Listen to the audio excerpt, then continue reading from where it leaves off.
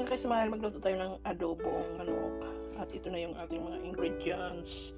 Yan ang chicken natin, ang atay, mayroon yung tawag dito, puso ng manok. And then, meron tayong mga tissue pa talaga. Meron tayong bell pepper at saka, dito yung black pepper at saka,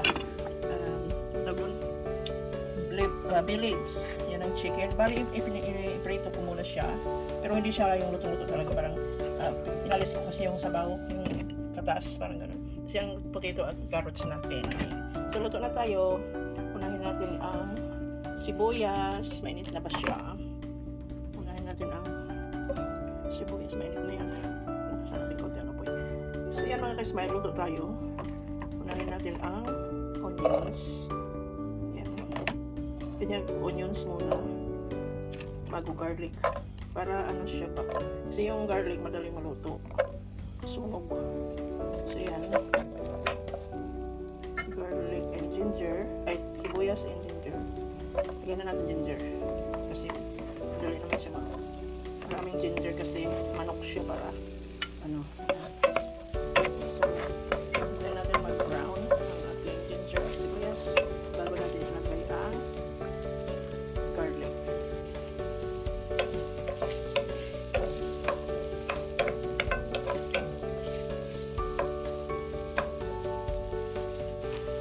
So, ayan mga ka-smile ay ating brown yung ating sibuyas at saka ginger. Pwede na natin ilagay yung ating garlic. Ayan. Yung ating garlic. Maraming garlic pag adobo para mabango siya. Ayan. Kaya naman natin siyang brown. Ayan. Ganyan lang mga ka-smile. At siyempre nalagay ko na nga yung bay leaf at saka black pepper na buo para bago natin ilagay yung chicken natin. Ayan. Mabango na siya.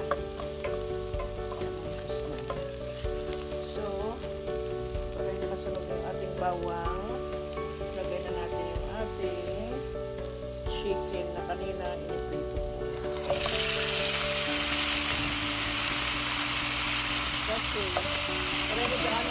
Kasi marami siyang sabaw sa yung chicken.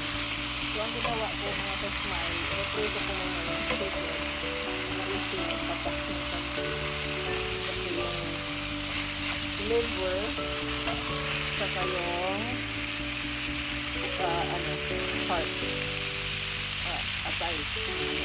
Kasi lalagyan ko siya ng atay. So yung chicken natin ngayon, wings. Siya kasi ito yung buo ng chicken.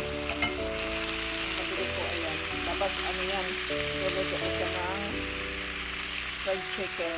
Pero parang sawa na sa fried chicken dahil nasa labas kami. Binibili namin yung fried chicken. Talagyan naman natin ng so ayan, isa muna natin mga smile para masarap siya. Yan mga ka-smile, lagyan na natin yung puso. Yan, puso ng manok.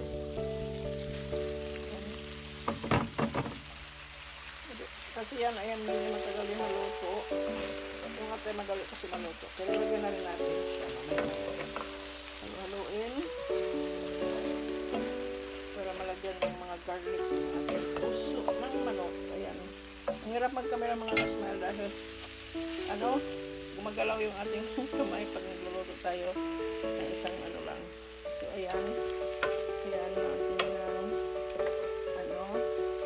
simmer ulit bago natin ilagay yung ating atay naman.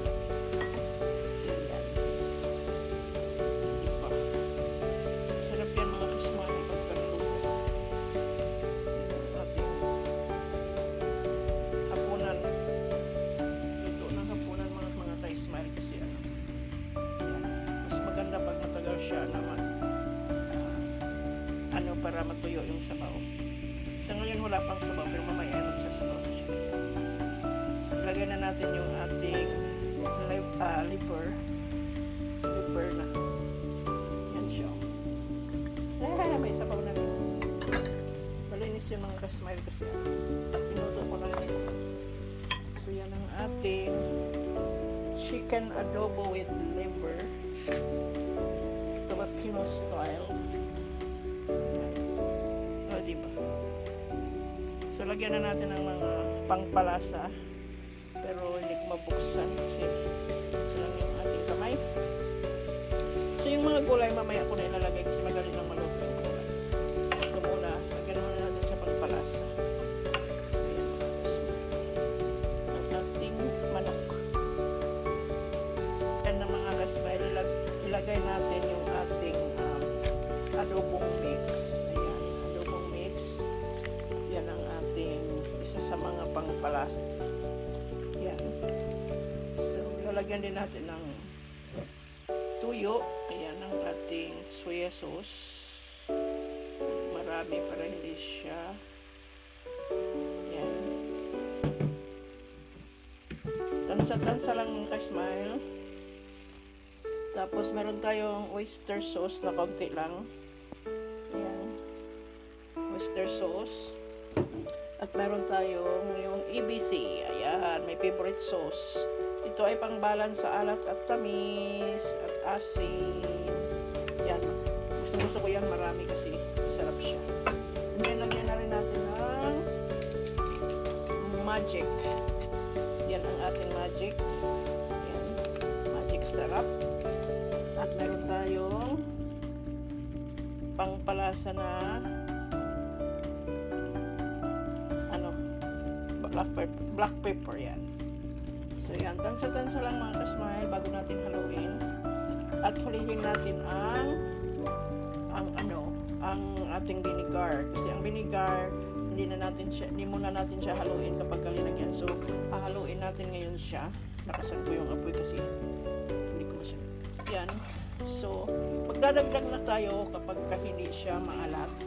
Kaso ayoko siyang damihan kasi alam ko pag naghalo-halo yung mga oyster sauce, soya sauce, at saka yung mga ABC sauce na yan ay mag-combine sila, magiging maalat yan. Kaya ilansahin lang muna natin mga ka-smile para masarap yung ating adobo. So sa ngayon mga ka-smile, hindi ako naglalagay ng tubig kasi magtutubig din yan siya. Kahit piniprito ko na yung mga atay at mga liver at saka chicken, magtutubig pa rin yan. Tingnan nyo, wala akong ilagay pero nagtubig na rin siya. So, ang adobo natin ngayon mga ka-smile ay hindi siya masabaw. Gusto ko yung maganda yung pagkaluto ng manok tapos medyo dry siya konti. Yun ang gusto ng aking pamilya na adobo, yung medyo tuyong-tuyo na adobo. Pero may sabaw siya konti. Hindi yung masabaw. Ayaw namin yung ganun. So yan mga ka-smile, update na lang tayo mamaya sa ating adobo. At yan, tingnan natin mamaya. At tatakpan ko muna. Update ko kayo pag naluto.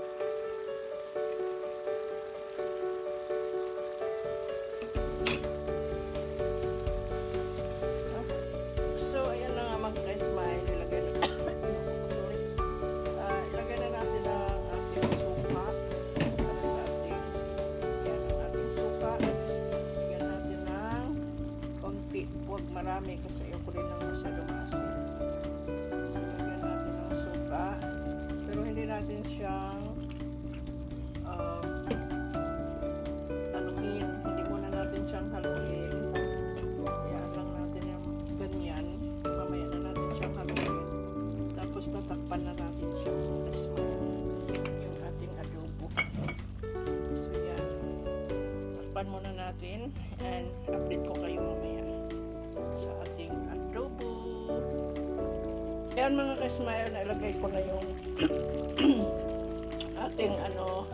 ating carrots at potato. Hindi ko na nabidyohan, nakalimutan ko. So ayan, nilagyan na natin. Kasi yung carrots matigas din, kaya para maluto siya ng maayos. Ayan. So hulihin talaga natin yung bell pepper kasi yun ay magalit lang. Yan lamang. Mamaya update tayo pag naluto na. So di ba masarap yung